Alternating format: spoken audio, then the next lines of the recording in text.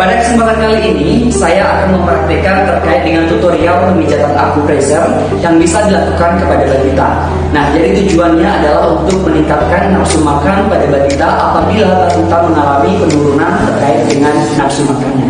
Nah, teknik akupressure ini bisa dilakukan oleh orang tua kepada balita secara langsung hanya dengan menggunakan ujung ibu jari saja. Baik, langsung saja akan kita mulai pada titik meridian yang pertama, yaitu FI19 pinggul. Nah, titik ini berada pada area dekat cekungan telinga. Nah, pada area ini bisa dilakukan pemijatan sebanyak 8 kali dan diulangi sebanyak 8 repetisi. Ini bertujuan untuk menstimulasi sistem saraf pusat ke area pusat lapar. Yang kedua yaitu titik meridian conception vessel CV12 zone 1. Titik ini tepat berada pada bagian bawah rusuk. Nah, pada area inilah yang dilakukan pemijatan dengan ibu jari secara perlahan dengan gerakan memutar. Ini bisa dilakukan sebanyak 8 kali dan diulangi sebanyak 8 repetisi. Pijatan pada area ini berfungsi untuk memperkuat sistem limpa, lambung, serta melancarkan pencernaan pada balita. Yang ketiga adalah titik meridian conception vessel CV10 Siawan. Titik ini berada pada pertengahan perut, dekat dengan pusar bayi atau pas pada garis midline. Dilakukan pemijatan sebanyak 8 kali dan diulangi sebanyak 8 repetisi. Tujuannya adalah untuk menstimulasi sistem gastrointestinal.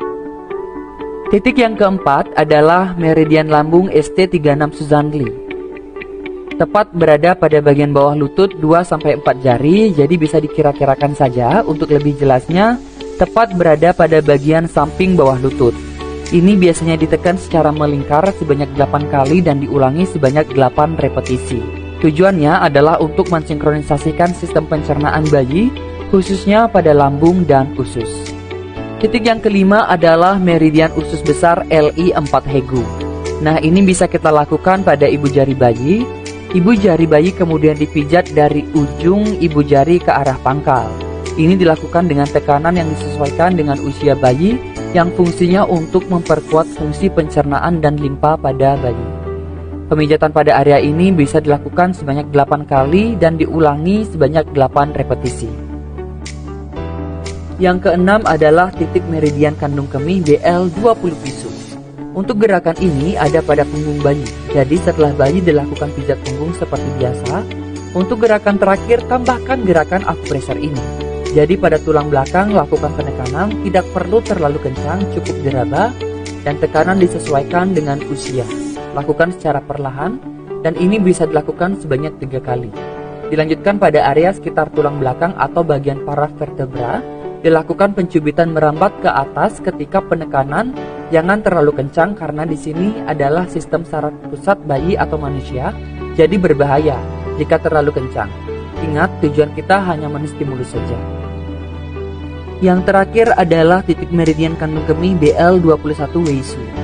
Posisikan bayi di lengan kita, jadi kepala bayi jangan sampai tertutup. Hidungnya juga bisa dimiringkan, kemudian tangan dan kakinya menggantung seperti ini pada bagian lengan kita. Nah, ini biasanya bisa dilakukan sambil mengelus-elus bayi, dan posisi ini berfungsi untuk menyindawakan bayi atau merilekskan bayi. Baik, demikianlah terkait video tutorial pemijatan akupressure pada balita. Semoga nafsu makan balita dapat kembali membaik. Terima kasih.